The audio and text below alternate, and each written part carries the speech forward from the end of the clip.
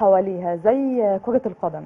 النهارده عندنا 3 ماتشات مهمين، الاهلي مع الاتحاد الساعة 7، والزمالك مع الفيوتشر الساعة 9، والمنتخب الاولمبي مع المغرب الساعة 11 بالليل. النهارده اخترنا الاستاذ جابر رشدي مقدم برنامج دنيا رياضه عشان يدينا خبرته ويعلق لنا على اهم 3 ماتشات دول. اهلا وسهلا بحضرتك يا استاذ جابر. اهلا بحضرتك والساده المشاهدين، اهلا بيكم. استاذ جابر، عايزين نعرف من حضرتك ايه تعليقك على كل فريق من اللي شيماء قالتهم، وايه هي ملاحظات حضرتك على ماتشات النهارده؟ بسم الله الرحمن الرحيم. ماتشات النهارده من حسن التنظيم انها بين كل ماتش وماتش ساعتين. الساعة 7 الأهلي هيلعب مع الاتحاد السكندري، والساعة 9 الزمالك هيلعب مع فيوتشر، والساعة 11 بالليل الماتش اللي كل مصر مستنياه، المنتخب الأولمبي بيلعب مع منتخب المغرب الأولمبي في حضور جماهيري كاسح. إن شاء الله ما يأثرش على أولادنا ونستمتع بالماتشات دي. وطبعا يعني خليني أقول للناس يعني مع مراعاة الاهتمام بالصلوات، يعني عشان ما حدش يسيب الصلاة عشان يتفرج على الماتش، لكن الماتشات دي فعلا مهمه وهتبقى وجبه دسمه. ماتش الاهلي والاتحاد اسهلهم للاهلي وللاتحاد، المنافسه فيه شبه معدومه، لانه الاهلي قاب قوسين او ادنى من الفوز بالبطوله. الاتحاد السكندري خلاص وضعه امن، لكن في ملاحظتين، ملاحظه تخص الاهلي وملاحظه تخص الاتحاد.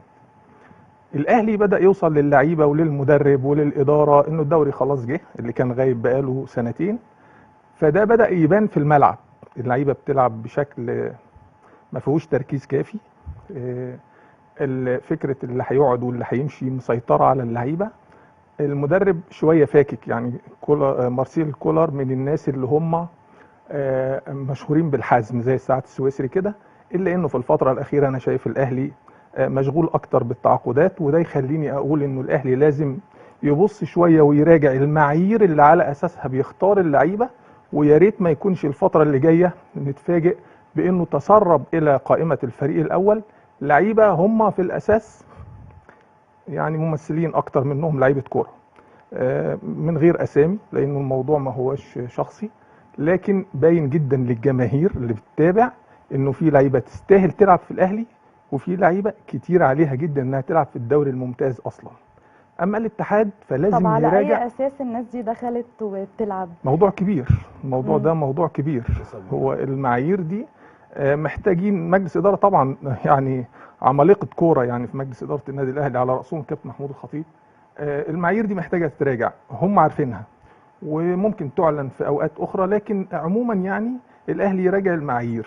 الاتحاد السكندري في ملاحظه مهمه، ازاي تبدا قوي، والمدرب الاجنبي كمان طلب من اداره النادي الاتحاد ان هم يصلحوا الملعب عشان يعرف يلعب كوره على الارض في بدايه الموسم، والاتحاد لعب فعلا كوره حلوه جدا. وبعدين فوجئنا ان الراجل ده شكله زهق فجاه كده، بقى يتخانق ويطرد ويقعد في المدرجات، والاتحاد بطل يكسب وبيتعادل بصعوبه. الله، لازم مجلس اداره الاتحاد برئاسه الاستاذ محمد مصلحي يراجع فكره الهبوط ده سببه ايه. عندهم برضو احنا مش هنتدخل ولا نتطفل، لكن لازم الاتحاد يقدم لنا على الاقل في ماتش النهارده نسخه تقول ان هو بدا يعمل كومباك ويرجع تاني. اما الزمالك وفيوتشر فده الماتش الكروي الاهم من الناحيه الفنيه،